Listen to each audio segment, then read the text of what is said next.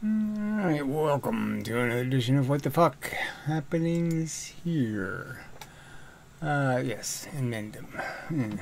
Semi-recovered-ish. Anyway, better than I was. And such. This video is redundant. Yes, I'm going to go over the same crap over and over and over. So that part's irritating. Not much I can do about it until I come up with some perfect analogy or some perfect way of saying something that is very simple, right over there. That your life isn't about your life, it's about all the other lives that frankly have to exist as a fertilizer. And, and then all the ones you do actually interact with directly. But anyway, and the high price paid, so I could just, the musical chairs analogy is frankly good enough for me. I'm satisfied that anybody playing the game for these high stakes, that is pretty much playing for torture, premature death and destruction, that they would say, why am I doing that? This really isn't worth that. Life is hard, it's work, it's,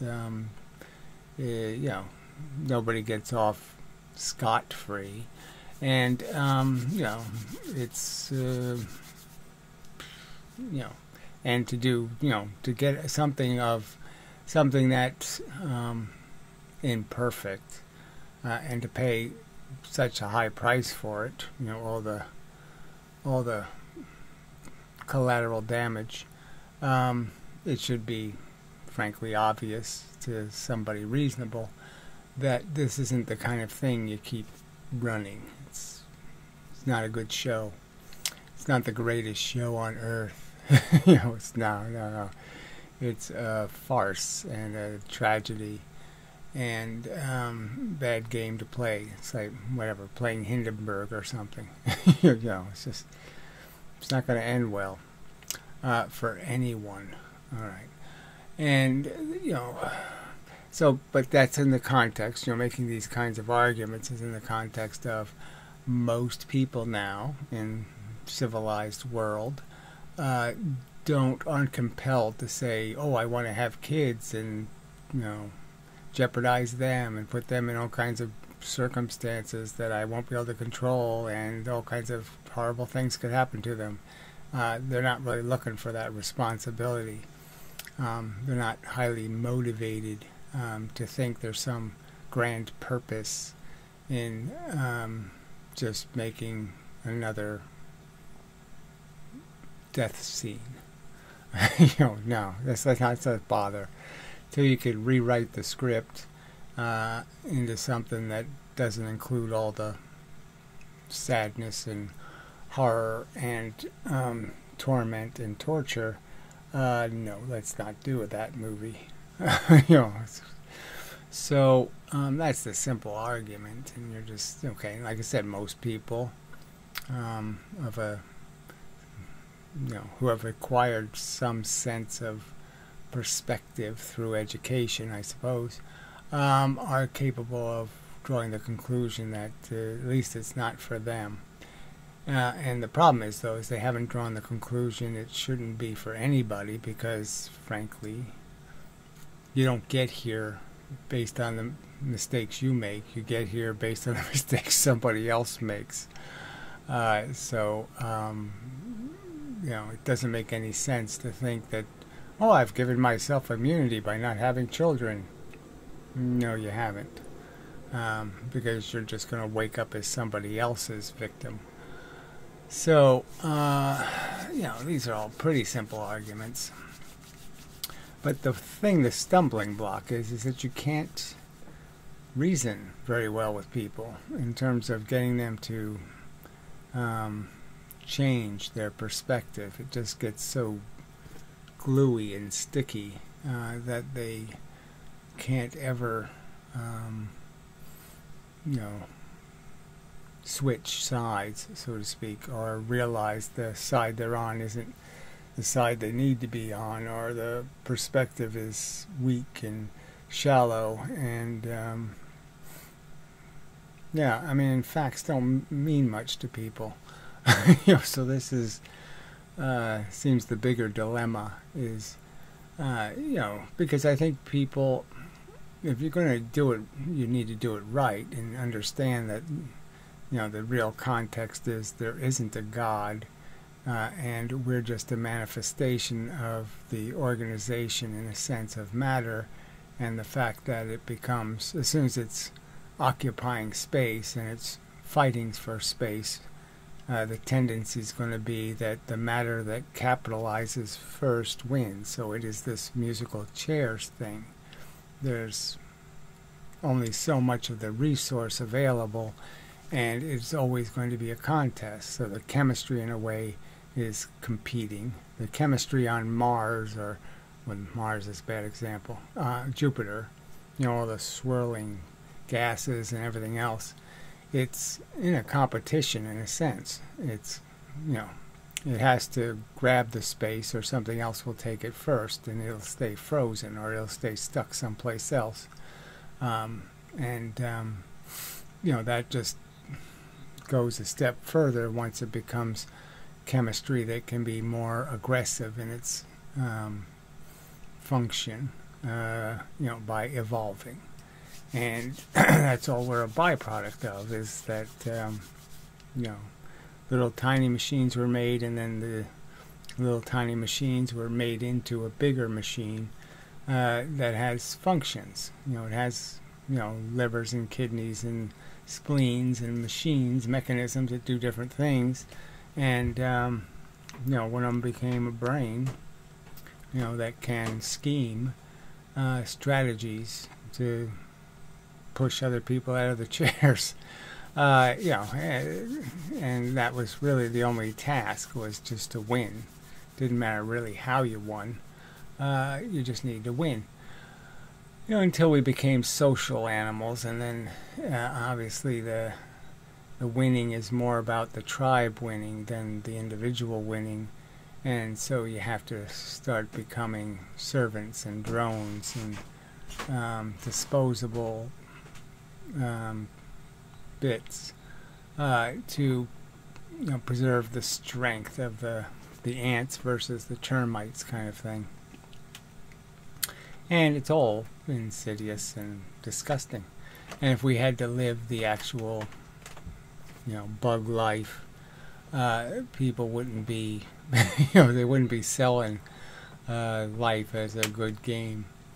That's a simple, context, is that, yes, it's very interesting that we have acquired this intelligence, and that we're now allowed to apply it in some kind of objective, logical way, where we can assess things and judge them in some sort of honest way, without just being motivated by our impulses and how big its boobs are, or some other bullshit. It's it's almost a fantastic thing, but it's for naught, in the sense that there's nothing to use the big brain to figure out, except whether we're playing a game worth playing. And that question isn't ambiguous. The facts aren't erroneous. The facts aren't fudgy or foggy. It's just quite obvious that you're not worth the price being paid, and that the competition is futilely stupid, and you're all going to die, and it's just a matter of when and how. And neither of those questions have we solved in any way. And that's the tragedy of the story, is the way too expensive price being paid, and the fact that people seem unwilling and to recognize that the price is as big as it is, and it's way too high. So I keep trying to find simple analogies to, I could say feral cats. I'd say that 1 in 15 kittens survives. So, that's the cost of what we're playing, is all the other peripherals that are stuck playing along, so to speak, being rats on our boat. And the fact is that 15 of the kittens have to be killed.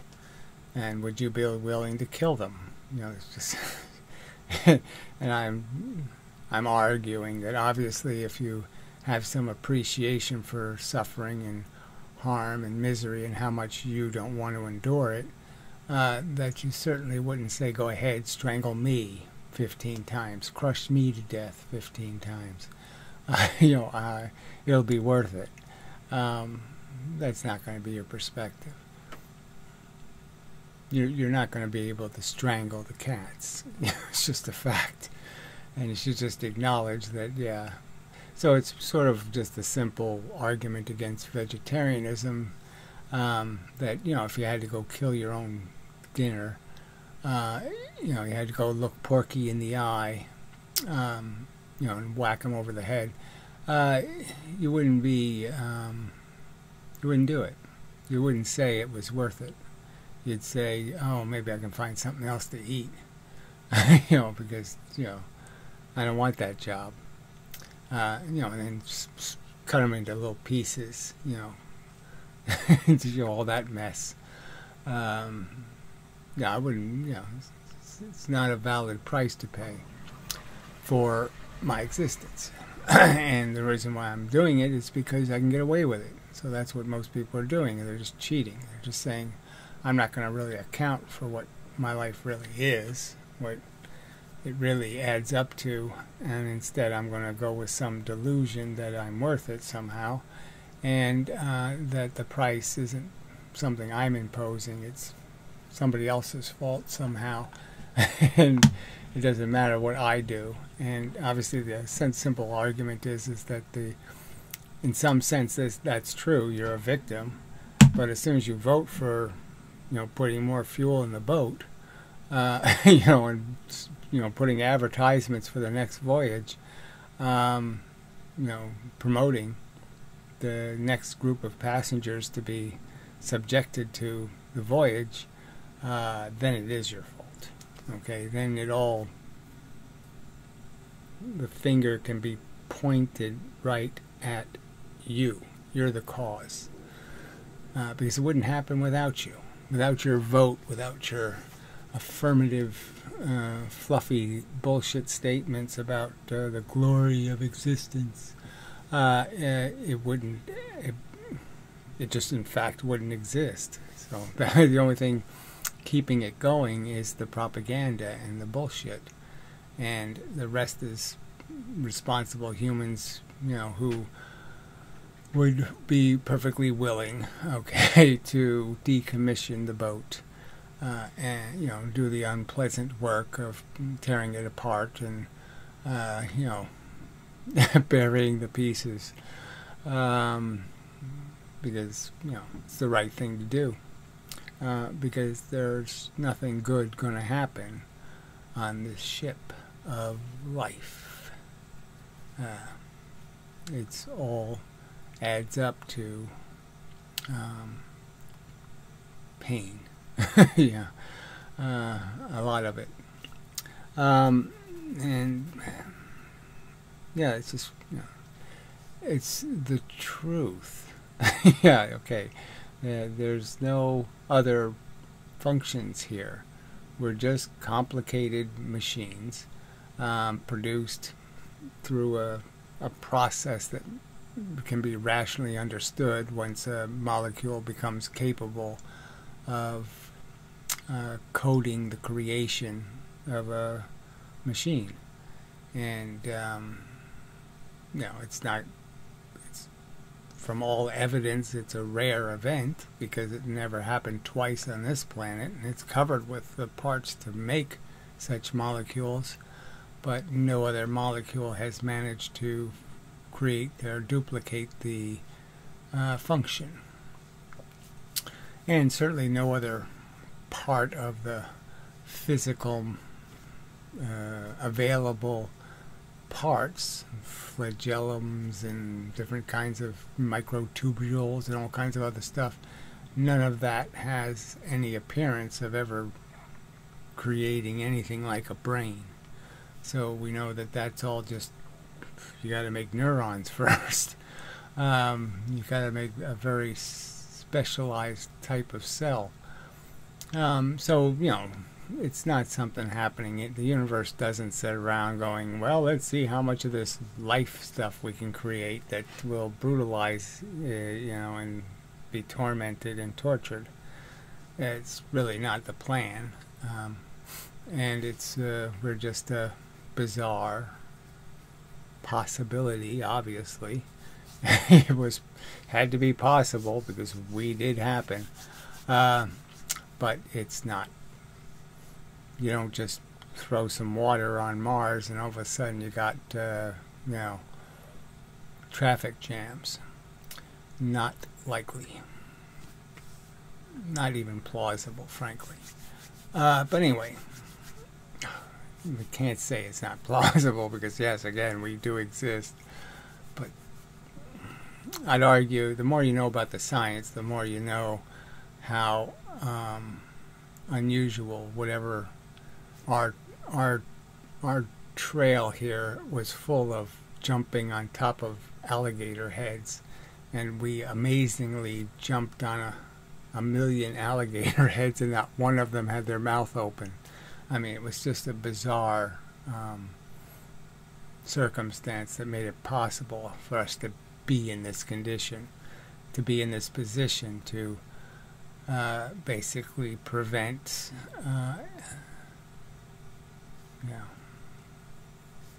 an infinite amount of misery. I mean, it's so much torment happening on this planet at every 1 second. You just, you know, what kind of words do you use to describe how big the problem is and how simple the solution is? Yeah. So, I mean, I did make a list of, you know, there's all this stuff that goes on, you know, and I can talk about the attrition rates of different animals. You know, 10,000 baby octopuses have to be destroyed for one of them to reach maturity. Same with sea turtles. So a bunch of little turtles have to get all chewed to pieces and chomped and pecked to death and have their eye pulled out and all kinds of crap. Just, you know, shark eat all its legs off, all kinds of just horrible shit. And that's what you're endorsing. You know, when you're pro-life, you're saying, yes, give me some more of that. Torture some more trillions of animals. Trillions and trillions and trillions and trillions. Because I'm worth it. My silly little notion of I'm having an adventure and I'm going to do something interesting someday. Someday something really great is going to happen. Like what? Yeah. Yeah. So are there any real great adventures? You know, they call it great adventure. Are there any?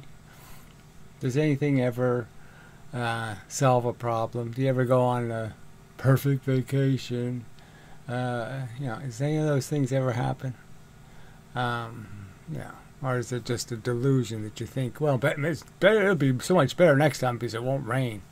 You know, and then your excuse the next time will be, oh, it'll be so much better next time because the plane won't lose the luggage. Oh, it'll be so much better next time because blah, blah, blah. You know, it's always some kind of bullshit. Excuses to be made.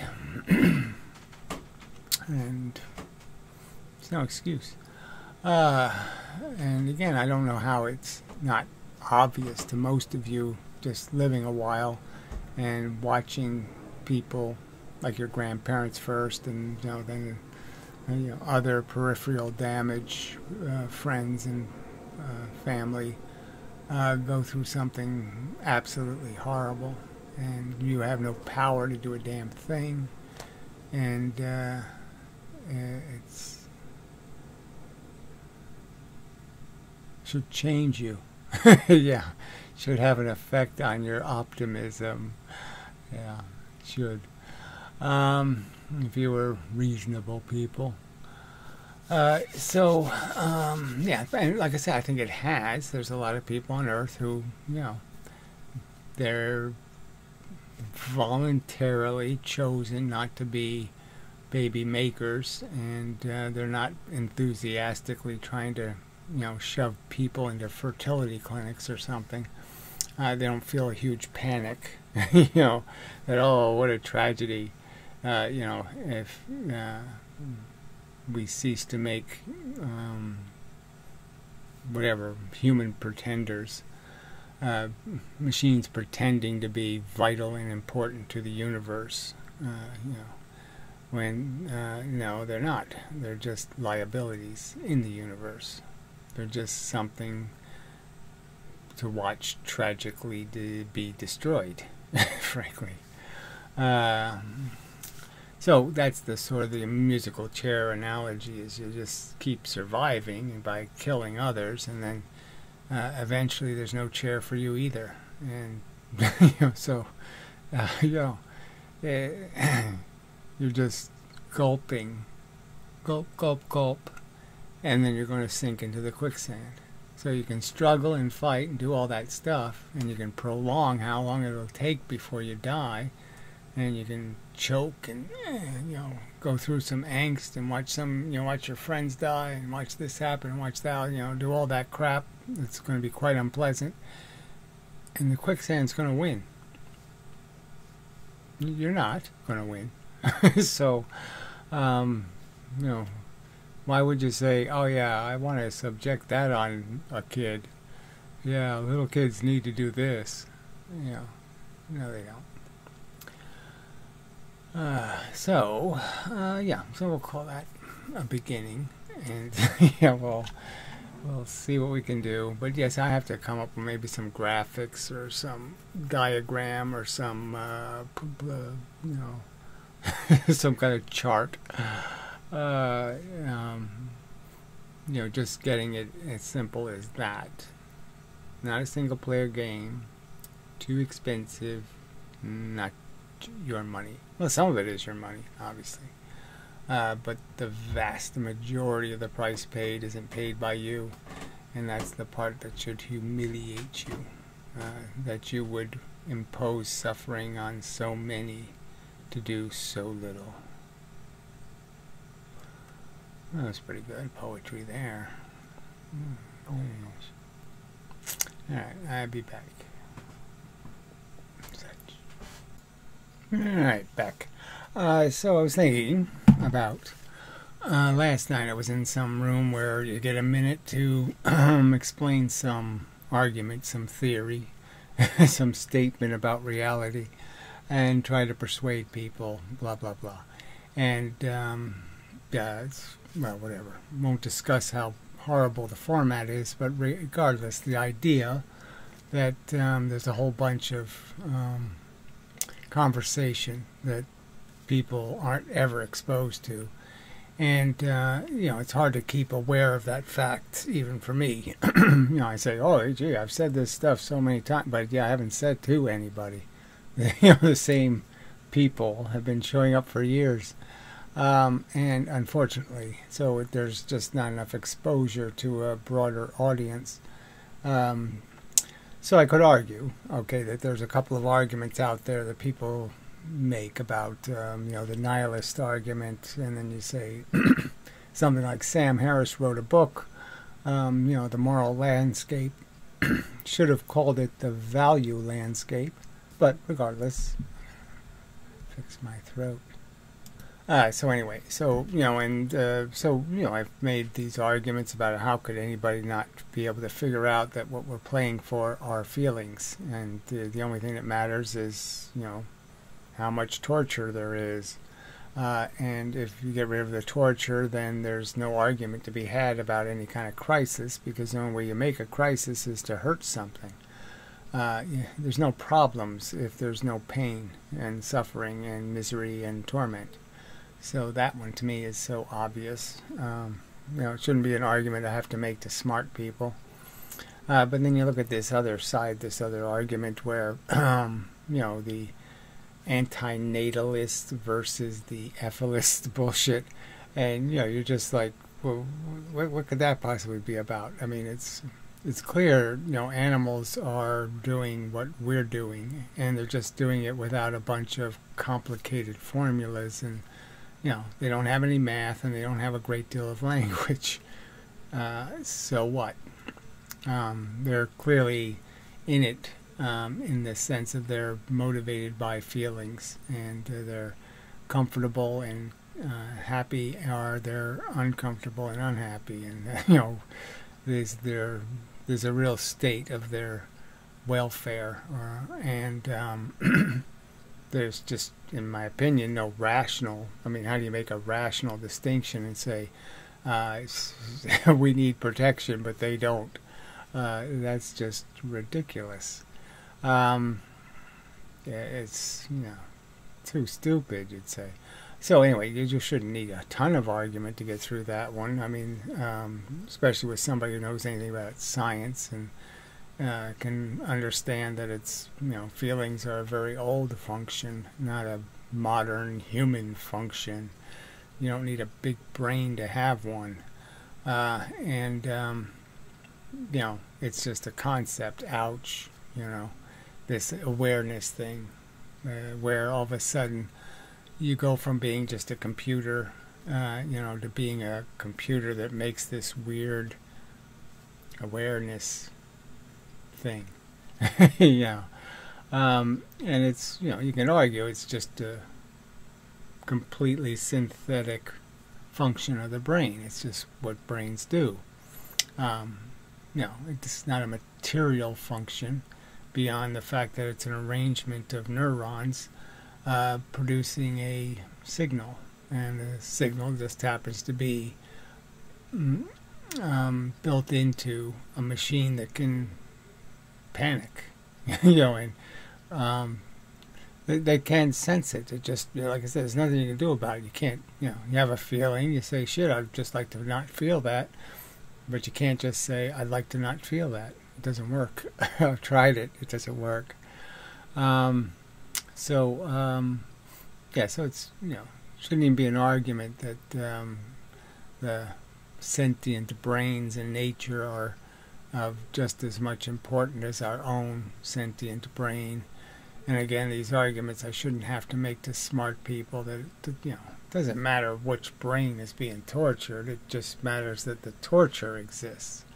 And you really can't pretend it's a good game because you're not being tortured, and it's somehow a bad game when you're being tortured. I mean, it's, that's ridiculously hypocritical and duplicitous and nonsensical. But apparently, these arguments do still need to be made to some people, in the world. And again, you're just saying, from my perspective, it's just so hard to even understand how these arguments could even have to be made. These arguments against religion, for example. I mean, how do people rationally cling to that nonsense, except because they don't realize how dangerous it is, in the sense that they're using this religion to escape notice of these real responsibilities. The fact that it really is your fault now. It's not God's fault. It's not nature's fault. It's our fault, because we do have the capacity to do something about it. And the only thing that prevents us from doing something about it are the people voting against doing something about it. That's simple. Anyway, so it just all seems so simple, and it really shouldn't be a complex argument for intelligent people. But that's the catch, is that their intelligence doesn't make them usefully. And I guess that's the argument. You have to have useful intelligence. And apparently the intelligence they have doesn't make them understand things like being myopic and blindfolded and stuck in boxes and not really being fair to the argument, and having a biased perspective and being motivated by personal interest, and all of that should be something their intelligence allows them to understand, but they don't. And that's a surprising part, I'd say, for me personally. I didn't think it would be a hard sell for somebody like Sam Harris to argue to intellectuals that feelings are an obvious source of value. That you don't have to look very far. If you want to find value in the universe, you don't have to look very hard. Because it's sitting there right in front of your own experience, in the sense that there's a cavern of difference, between feeling good and feeling bad. And all of the difference is value. It's all value. There's no other difference than the value difference. And no other difference that matters. It's just a brain function. It's just electricity. Obviously, the electricity that creates the horrible pain is, the same electricity, the same neural functions as the electricity creating some sort of, pleasurable bliss. And the distinction is just the fact that one, feels good and one feels bad. One is a doable event and one is a never do event. Very expensive versus very profitable, you could even argue. Even though I'd argue that there's no real profit, because most of those blissful feelings are the byproduct of eliminating the pain. Separating yourself from some encumbrance, getting out of the quicksand, at least halfway out. And that feels good, but you're going down again. Anyway, so it doesn't seem like the arguments are, frankly, they shouldn't have to be made. And so I'm sort of, that's sort of the impression in these arguments I'm having regarding fundamental physics. And you're saying some of these things are so obvious and so easy to explain and so easy to analogize that, well, why should there be any resistance? I mean, resistance should be futile and stupid and obviously understood to be, no, there's no point in fighting the facts, but people fight them. And you say, and there's no reason, in the sense that there's, you can't figure out what the advantage is of denying the facts. They just don't, they just like wearing orange and they don't want to wear blue, something like that. It's just really, really stupid. Yes. It's about suitable for me. Anyway, how I look on the inside. Anyway, I'm getting there on the outside, but Anyway, so I guess I'll call that a segment, and we'll see. I'll do some more thinking. See where it goes. But this is the dilemma. I mean, it doesn't seem like a very complicated argument. We're in this together. That it means including all the sentient brains now participating, and to participate in the future. That's what's at stake, is the welfare of trillions of little feeling organisms. And the simple question is, are you worth subjecting them all to their inevitably horrible fates? And I would argue that no, you're really not doing anything that spectacular. So just recognize that, okay, we're just going to, play this out. You get to finish your silly game. Just don't include in the process the recreation of another beastie that needs satisfying, another human that's going to say, I'm worth it.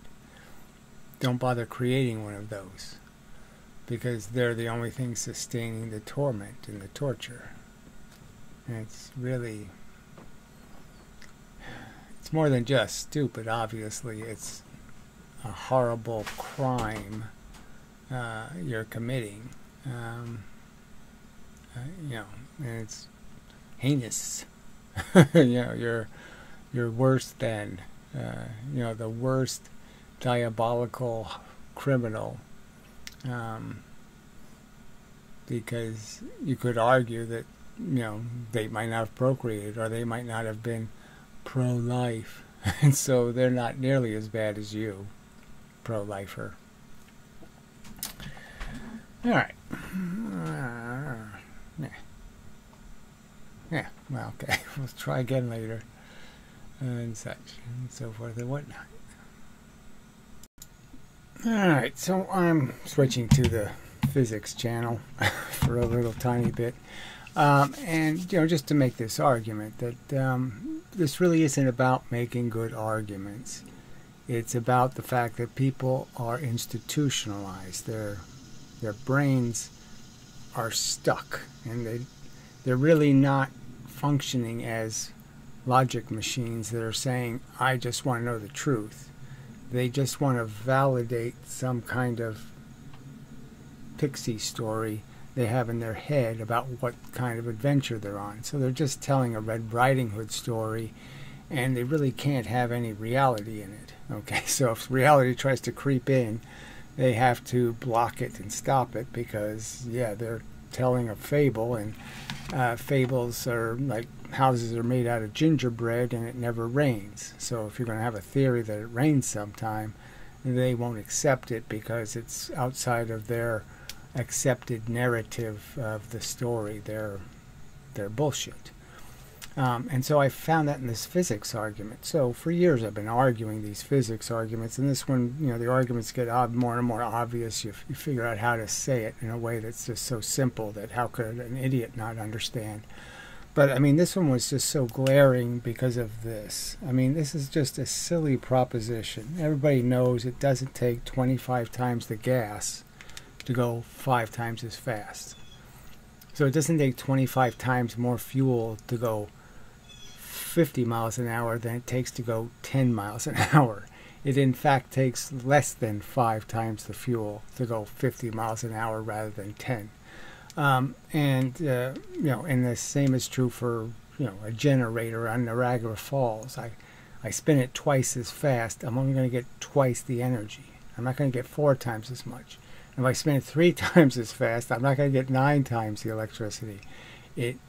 This doesn't happen. This theory, 1/2 mv squared equals energy. That's their statement, physics. It never happened. So it's a 350-year-old fable. I've pointed out how it was invented by a guy who never did any experiments, didn't prove anything. He just stated it as a truth. And then over the years, they did kind of silly experiments. You know, they rolled things and didn't understand how friction works. So they didn't understand that depending on how you roll it, okay, there can be a difference in how much friction there is. So the faster something's moving, the less weight it's putting on the surface per inch. And so they didn't even, you know, they don't. It's like they're saying they don't understand the thin ice argument, that if I go across a plane of thin ice quickly, I'll apply less pressure to the ice and the ice won't break.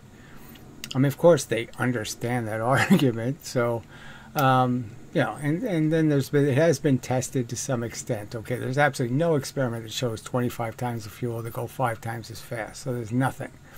But there are little glimmers where the Mythbusters crash cars at 100 miles an hour and 50 miles an hour, and the cars only crush twice as much at 100 miles an hour, not 4 times as much.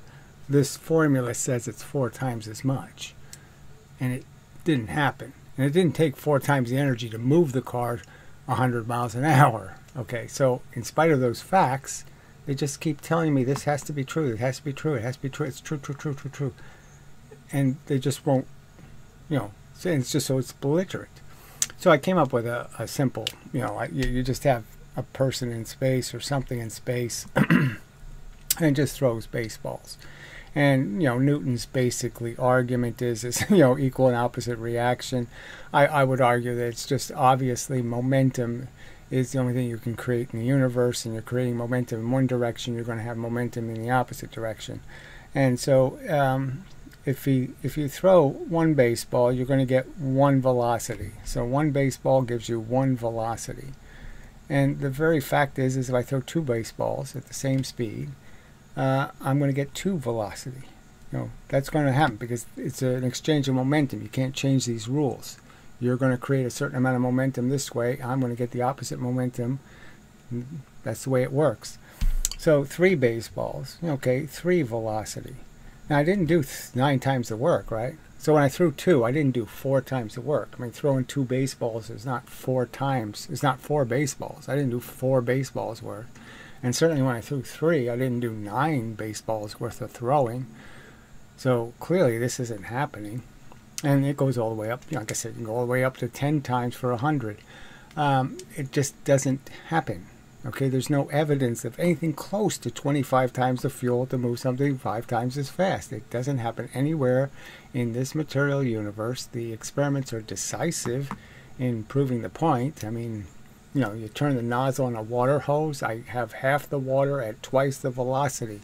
I have 4 times the energy all of a sudden? No, I don't. I have half the water at twice the velocity. I have the same momentum. I have the same energy. So the simple argument is look, you can apply energy in different ways. I can point the arrow, put a point on an arrow, and it'll penetrate further. Doesn't mean that arrow has more energy. I can have a wet piece of paper, and I can apply something on it at a certain, volume, and it won't break the paper. But if I put all that weight in a tiny location, well, then it rips the paper.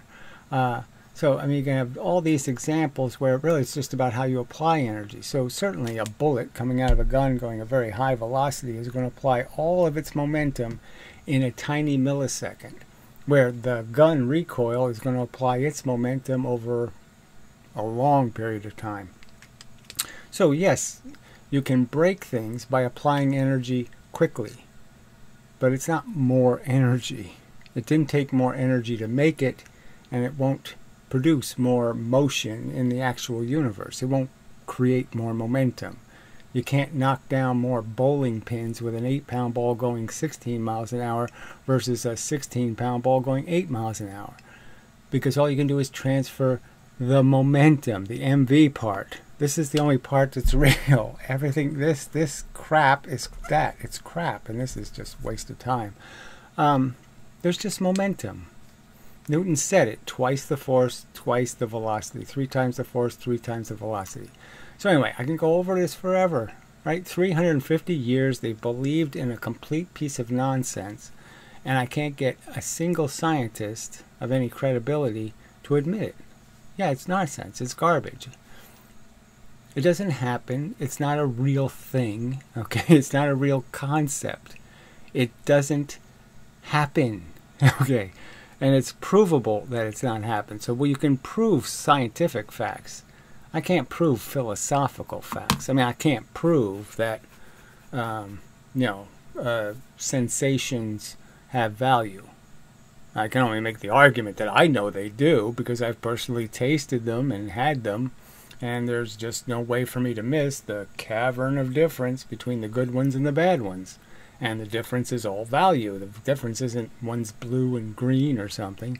The difference isn't square and round or some other kind of bullshit. The difference is qualitative value, currency, monetary. The substance of the difference is a tangible quantity of value. All right.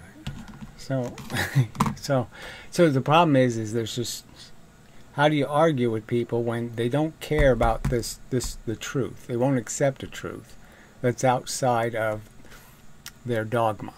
And so it doesn't matter how much evidence you pile on. Like I said, I can go to levers, I can go to gears, I can go to hydraulics, I can go.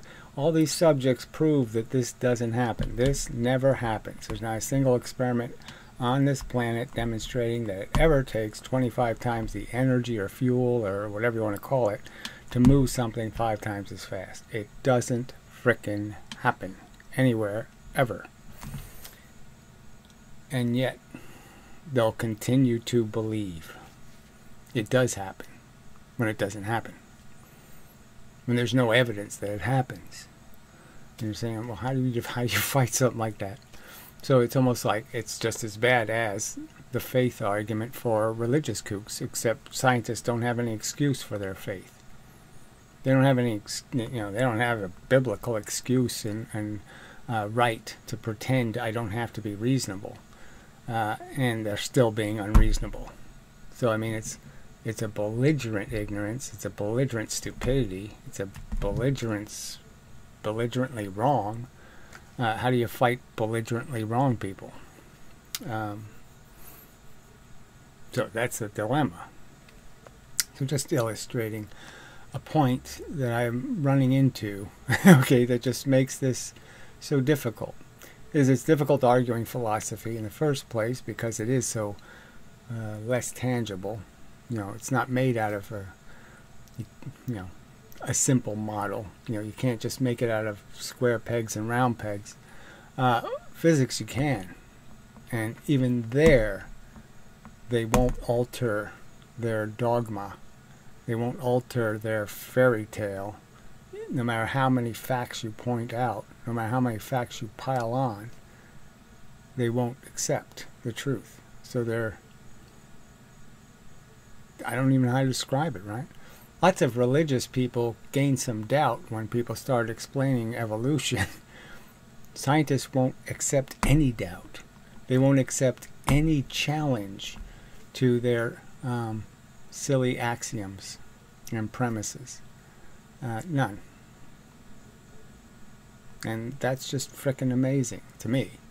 Okay, that the intellectuals are worse God-botherers, worse faith deniers, worse illogical, unreasonable, cement-headed morons than the God-botherers. I'm better off arguing sympathetically with religious people about how they're being cruel to animals. I'd probably have more luck than arguing a scientist with absolute facts and evidence, because they don't care about the facts and the evidence. They just care about their wacky interpretations, because it allows them to create their silly narrative, that they're all going to go to the silly restaurant in the sky where all the people are playing their trunks or something, and whatever, their little Star Wars adventure. Fuck. This is really depressing. I didn't think, arguing is difficult. I mean, constructing arguments, it takes some work. And then to find out, don't bother. Don't waste your time constructing good logical arguments, because they will be of no avail. Because all the people are cement-headed. Okay, they cannot bend or yield to a truth, because somehow it will fracture their fable, and they can't let that happen. Even when they're supposed to be believers in the integrity of this pursuit of the truth and logic and reasoning. They just can't care less if it's going to attack their little fable. Alright. So, enough. Back to where I'm supposed to be. Yeah. Here. Yeah. Alright. So, I'll be back and such. Alright, should be back. Alright, so the title of this video is going to be something like, if you're having fun playing life, you're probably cheating. Yeah, something like that. You're cheating. Yeah, just leave it at that. It was sort of going to be just this argument that, so much goes into your existence. I mean, all the people in China, working terrible jobs, and then Africa, where they go into little crappy mines to get your precious metals for your solar panels and whatnot, and get crushed and killed and destroyed in all kinds of horrible ways, and all the child labor here and there and all that crap, and all the toxic waste and that kills people, and all this stuff. It's frankly, it's not your fault that people live in horrible conditions, but it's just a fact of this uneven haves and have-nots kind of world economy, and somebody's always got the grinder, the pressure placed upon them to be more productive, to obviously create a lot more assets than they ever get to consume, and then you get into all the animals, and it's all part of a biosphere that creates your clean water and your oxygen and all of that crap, and there's an awful lot of horrible dying going on for you to exist and pretend you're doing something very, very important, and it needs to be done. If the universe doesn't have humans sitting on our planet pompously thinking they're really special and important, yes, obviously the universe doesn't need that, and you're not doing any of these poor animals a favor. And if we all had any integrity, even, I'm just arguing, even though I recognize my obligation to give it a little bit of thought now and then, that's all I do, is give it a little bit of thought now and then. I don't hysterically protest and get upset as I would if it was my family or if it was me who was paying the price. I'd be doing a lot more screaming and yelling about it. So I'm also a duplicitous consumer and abuser of living things. And there's, it's humiliating, for my types. And the argument should be is that I would argue that, if you were fair in how you're playing the game, you wouldn't be quite as comfortable and happy, because you would spend a few moments now and then reflecting on the advantage you've had, and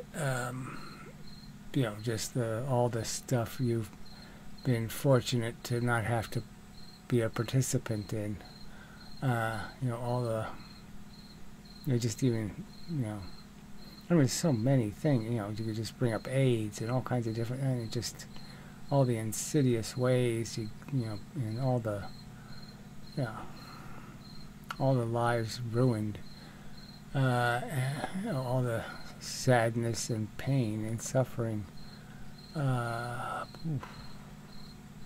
and you think you're worth it, is the argument. And the simple argument is you're not worth it, and you're thinking you're worth it is kind of disgusting for more than one reason. Disgusting because it's terribly unproductive, and disgusting because it just isn't fair to the people who did pay the price and such, and the animals, of course. So that was sort of going to be the theme, but we've been over that more than once, and and again, it's sort of the realization is that it's you sort of have to get people off of the mushroom they're sitting on, or whatever it is. They're somehow they believe something differently is going on, and you have to change that perception of something different going on, and that there's a huge resistance for people to change what they have derived as some life strategy or overview, the crutches they've gotten philosophical crutches they've gotten used to walking on, and they don't give them up easily. And that's the real problem. Because you see it in these, people who are supposed to have some regard for a good logical argument, and they really don't have any regard for a good logical argument. Not if it's going to impose some kind of negative judgment upon them. They just don't want to hear that the truth is they suck, that kind of thing, or they're bad, or nasty, or stupid, or that they overlook something obvious. They'd rather cover up the truth than reveal the truth that they weren't as smart as they think they are. Something like that anyway. Yeah. So I'll take a little pause and reflect some more. Alright, so I thought of the old Godfather line, I'm making my offer you cannot possibly refuse. So somehow I could make you an argument that you cannot possibly deny. And so I think what I've exposed with the physics argument I threw in this video is that you can't make an argument. Even if we make an unrefusable argument, it's just irrefutable, decisive, complete. There's absolutely no good reason for anyone to object and say otherwise.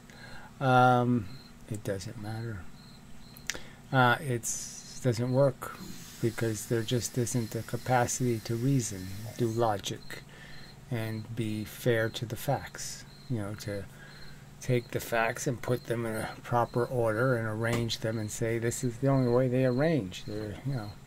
If you're not going to cheat, this is it. This is the only way you can play accurate description of reality. And they just doesn't work. They just refuse to accurately describe reality because the accurate description is frightening and miserable. And I guess from a certain perspective it's too frightening and miserable. I guess the fact is that I've always had to live kind of dark and afraid and insecure and marginalized and disrespected. So, I'm used to it. So it's not that it's not so bad, but it's survivable. And you try to find little places in life where you can have a decent moment, and that's all you can do is find little places to have a little decent time of enjoying some fresh air or something like that, and that's the best you can do, and that's good enough.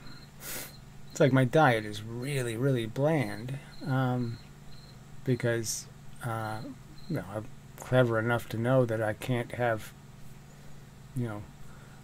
something better available. If something better isn't available, then you're okay. Once you start realizing that this, or at least perceiving that there isn't something better, you're able to gain, substantial gratification from something somebody else would consider gruel, and you're happy to get it, kind of thing. So that's sort of the challenging problem. I mean, I've stated this before.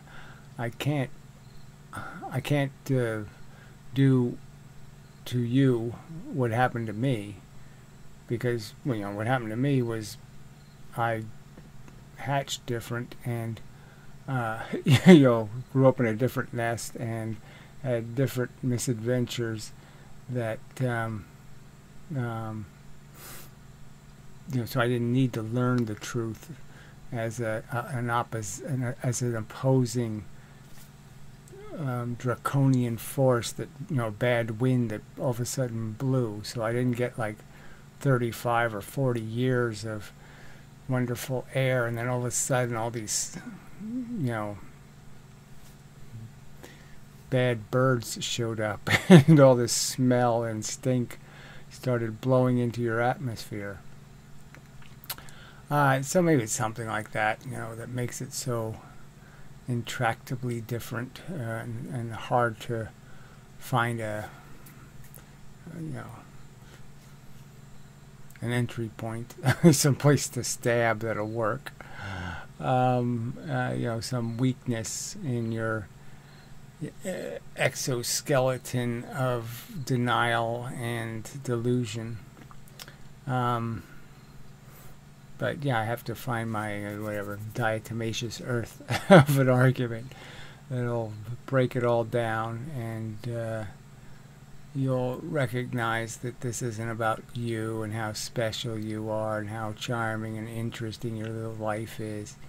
It's about it's too expensive and you're not paying the price, and that's why you're allowing something too expensive to be bought. It's because you're not paying for it. So you're not getting burned in an oil fire on top of an aircraft carrier in 1940. This crap isn't happening to you. The price paying, the big price paying. You're not falling out of a nest and being eaten by ants alive, all that kind of crap. So a little sea turtle, getting your little eyeballs pecked out by a bird. Anyway, so that's the dilemma, and I don't know exactly what to do with that in terms of how I create this this key, the key that fits your belligerently stupid, obnoxious, arrogant jackass lock, and opens your mind, to simple, logical reasoning. And that's the trick.